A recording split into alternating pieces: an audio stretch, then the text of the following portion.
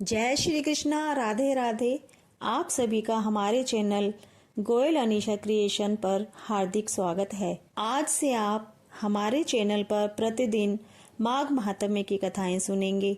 आपसे निवेदन है कि हमारे इस चैनल को लाइक, शेयर, सब्सक्राइब जरूर करें। इससे हमें अधिक प्रेरणा मिलती है। आइए पहला अध्याय शुरू करते हैं। अत्यंत प्राचीन काल का विवरण है कि एक समय अत्यंत पवित्र तीर्थ स्थल नैमिषारण्य में 88,000 सहस्र ऋषिगण एकत्रित हुए। एकत्रित समस्त ऋषिगण सामूहिक प्रार्थना करते हुए सूत जी से निवेदन करने लगे, हे महामुनि, आप समस्त प्राणियों का हित करने वाले पुण्य आत्मा हैं। वेदों, शास्त्रों तथा धर्म के ज्ञाता हैं। हमारी प्रार्थना है कि कृपा हमें समस्त भोग, सुखों तथा मोक्ष को देने वाले माघ मास का महात्म्य सविस्तार सुनाने की कृपा करें। ऋषि जनों की नम्रता पूर्वक भक्ति भाव प्रेरित प्रार्थना सुनकर सूत जी बोले, हे ऋषिगणों, समस्त दैहिक, दैविक तथा भौतिक सुखों को देने वाली, पापों का नाश करने वाली तथा मोक्ष प्रदान करने वाली माघ मास की कथा का महात्म्य सुनाता हूँ। इसे आप सभी एकाग्रचित हो श्रवण करें। इस माघ मास के व्रत को सविस्तार महात्म्य सहित सर्वप्रथम भगवान शंकर ने देवी पार्वती को सुनाया था। अतएव इस महाव्रत के महात्म्य को सर्वप्रथम लोक कल्याणार्थ प्रकाश में लाने वाले देवाधिदेव श्री शंकर जी ही हैं। अत्यंत प्राचीन काल का वृतांत है कि कैलाश पर्वत पर निवास करने वाले, संसार का मंगल करने वाले देवाधिदेव भगवान शिव के चरण कमलों में भक्ति भाव सहित प्रणाम करके देवी पार्वती जी ने निवेदन किया, हे प्रभु, मुझे आपके श्री मुख से अब तक अनेकों प्रकार की कथाओं तथा तीर्थों का महात्म्य श्रवण करने का सौभाग्य प्राप्त हो चुका है। तथापि इस समय माघ मास का महात्म्य सुनने की मेरी प्रबल इच्छा हो रही है। इस माघ मास का महात्म्य इतना दिव्य प्रभावशाली है कि इसके प्रभाव से स्त्री पुरुष सांसारिक दुखों से छुटकारा प्राप्त कर मुक्ति प्राप्त करते हैं।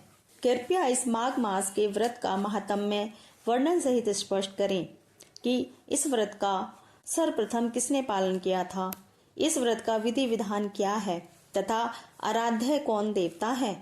देवी पार्वती के इस प्रकार भक्ति भाव पूर्वक जिज्ञासा प्रकट करने पर प्रसन्न होकर शंकर जी कहने लगे, हे देवी पार्वती, आपकी भक्ति भावना तथा धार्मिक रुचि से प्रेरित होकर मैं माघ मास की कथा का महत्व सविस्तार सुना रहा हूँ।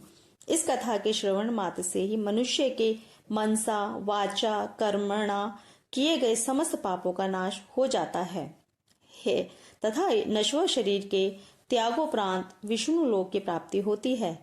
अब आप एकाग्रचित हो इस कथा का श्रवण करें। भूमंडल के समस्त राजाओं महाराजाओं में श्रेष्ठ पुण्य आत्मा प्रतापी इच्छांशु वंशी महाराजा दिलीप स्नान कर उत्तम वस्त्र धारण कर प्रजाजनों से पूजित हो ऋषि गणों द्वारा मंगलाभिषेक ग्रहण कर पैरों में जूता पहनकर सिर पर नीली पगड़ी धारण कर तथा कवच पहनकर एवं धनुष बाण धारण कर अपने अनुचरों सहित सब प्रकार से पूर्ण सुसज्जित होकर वन में आखेट के लिए प्रस्थान किया। उनके अनुचर तथा सहायक भी सभी प्रकार के अस्त्र शस्त्रों से सुसज्जित थे। वन में पहुंचकर सभी शिकार प्राप्त करने के लिए इधर उधर दौड़ने लगे। जैसे ही किसी अनुचर को कोई शिकार दृष्टिगोचर होता, वैसे ही वह महाराज दिलीप को सूचित करता।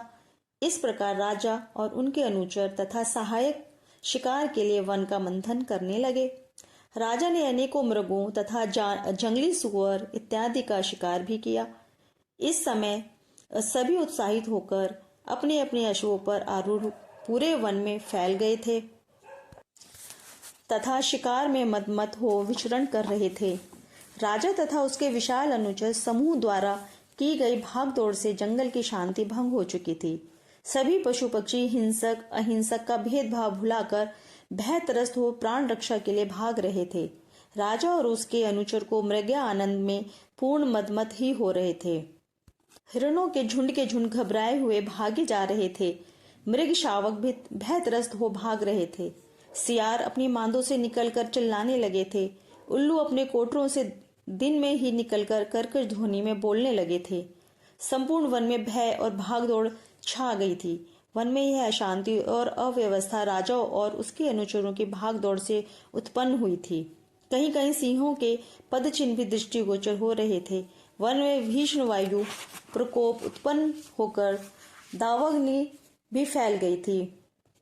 कहीं कहीं राजा तथा उसके अनुचरों के बाणों से घायल हिरणों के रक्त से पृथ्वी लाल हो रही थी। वन का वातावरण कहीं कहीं मोहक और सुंदर भी दृष्टिगोचर हो रहा था। हरे भरे वृक्षों, लताओं तथा पुष्पों से सुसज्जित वन की शोभा मोहक दृष्टिगोचर हो रही थी। राजा अपने अनुचरों सहित शिकार करता और विश्राम करता हुआ आगे बढ़ा जा रहा था। राजा सिंह का शिकार करने को व्याकुल हो रहा था, पर समस्त वन में सिंह अब तक दृष्टिगोचर ही नहीं हुआ था। हे देवी पार्वती, इसी समय राजा दिलीप ने देखा कि एक अत्यंत सुंदर मृग कोलाहल करता हुआ एक हरी भरी झाड़ी से निकला तथा विद्युत गति से चौकड़ी मारते हुए वन में एक ओर को भाग चला। राजा दिलीप ने जैसे ही उस मृग को देखा, वैसे ही अपना घोड़ा उसके पीछे दौड़ाकर उसका पीछा करना शुरू कर दिया। किंतु मृग के भागने की गति इतनी तीव्र थी कि राजा का अश्व उसके पास पहुंच ही नहीं पा रहा था। हे देवी पार्वती, यह कोई साधारण वन मृग न होकर मायावी मृग था। हिरण अपनी पूरी शक्ति से भाग रहा था। राजा भी अपने अत्यंत शक्तिशाली अश्व द्वारा उसका वायु वेग से पीछा कर रहा था।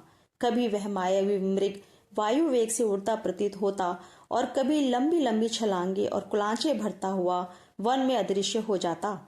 राजा को अपने धनुष पर शर संधान कर उस मृग का आखेट करने का अवसर ही प्राप्त नहीं हो रहा था। अनुचरों को भी मृग नहीं दिख रहा था।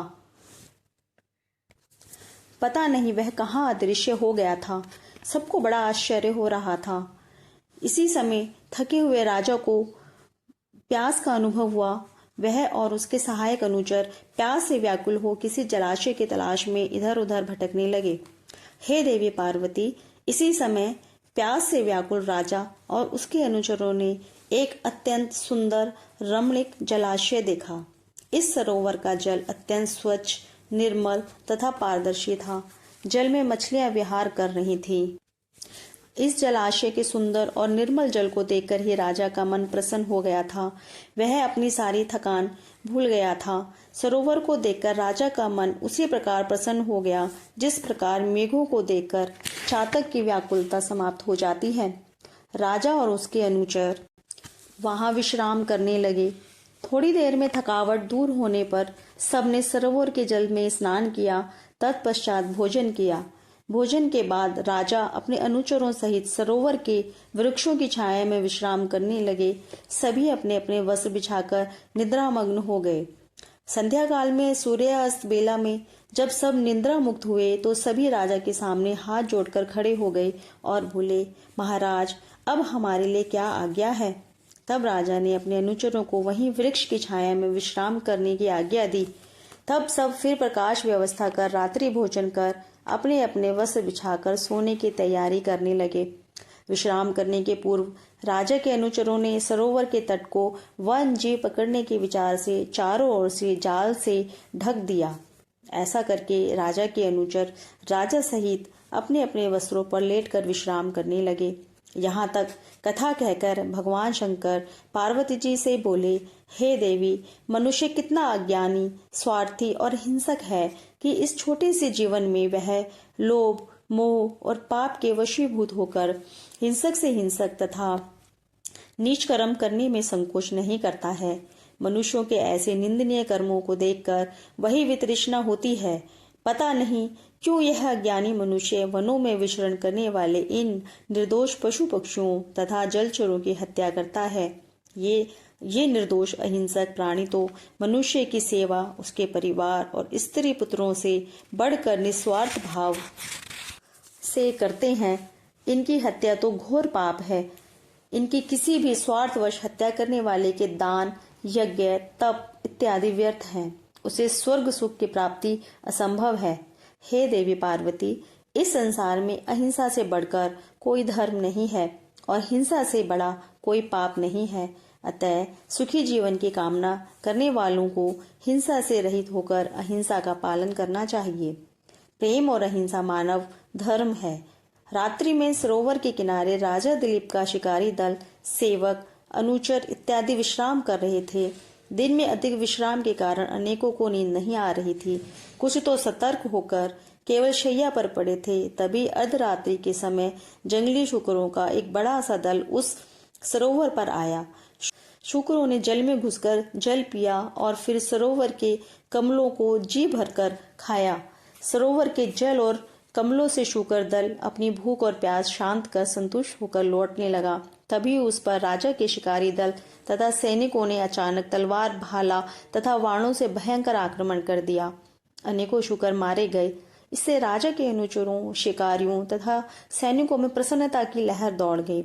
राजा ने मरे हुए शुकरों को घोड़ों पर लदवाया और प्रस्थान करने को कहा। राजा का संपूर्ण दल नगर के लिए प्रस्थान करने की तैयारी करने लगा। सभी प्रसन्न थे और जंगली शुकरों के शिकार से उनमें संतोष और प्रसन्नता थी। राजा प्रस्थान करने को जैसे ही उद्यत हुआ, वैसे ही उसने अपने सामने एक अत्यंत तेजस्वी भक्तिमय देवी आभा संपन्न ब्राह्मण को देखा। राजा अश्व से उतरकर आदर सहित ऋषि को शीश नवाकर प्रणाम कर खड़ा हो गया। जटाजूटधारी ऋषि अपनी उग्र तपस्या तथा व्रतों की दिव्य शक्ति द्वारा महर्षि पद प्राप्त कर चुके थे। उनकी काया कृशकाय हो गई थी। शरीर निर्बल होते हुए भी मुखमंडल पर देवी आभा व्याप्त थी। महर्षि का तप शक्तिधारी तेजोमय शरीर मेरा ही रूप हो रहा था। महर्षि के शिव स्वरूप के प्रभाव से राजा नतमस्तक खड़ा था। महर्षि ने राजा के बहुमूल्य वस्त्र, आभूषणों और शस्त्र सज्जित दल बल को पहले ही देखकर उसके राजा होने का अनुमान लगा लिया था। महर्षि ने सारी स्थिति समझकर राजा की कल्याण भावना से प्रेरित होकर गंभीर स्वर में कहा, राजन, इस पवित्र माघ मास में संपूर्ण व्रत युक्त माह में आप इन वन प्राणियों का संहार कर अपने राज्य को प्रस्थान कर रहे हैं। यह बड़े ही खेद और दुख की बात है। यदि आप जैसे श्रेष्ठ राजा भी मांस, मदिरा, मृग्या में लिप्त बने रहेंगे तो संसार का क्या होगा? साथ ही आपको स्वर्ग की प्राप्ति कैसे होगी? इसलिए यदि तुम स्वर्ग प्राप्ति की इच्छा रखते हो तो माघ मास का स्नान प्रयागराज आदि दिव्य तीर्थों पर करो। माघ मास की कथा के महात्म्य को पूर्ण श्रद्धा, भक्ति और भजन पूजन सहित पालन करो। हे राजन, निश्चित रूप से आपका कल्याण होगा, आपका उद्धार होगा, आपको स्वर्ग की प्राप्ति होगी। इस प्रकार से माघ महात्म का पहला अध्याय समाप्त होता है। दूसरे दिन का दूसरा अध्याय अगली वीडियो में लेकर आएंगे। आप कमेंट करके ज़रूर बताइएगा कि आपको हमारा कथा वाचन कैसा लगा और राधे राधे, जय श्री कृष्णा कमेंट ज़रूर करिएगा। आपसे फिर से निवेदन है, हमारे इस चैनल को सब्सक्राइब ज़रूर करिएगा। जय श्री कृष्णा, राधे राधे।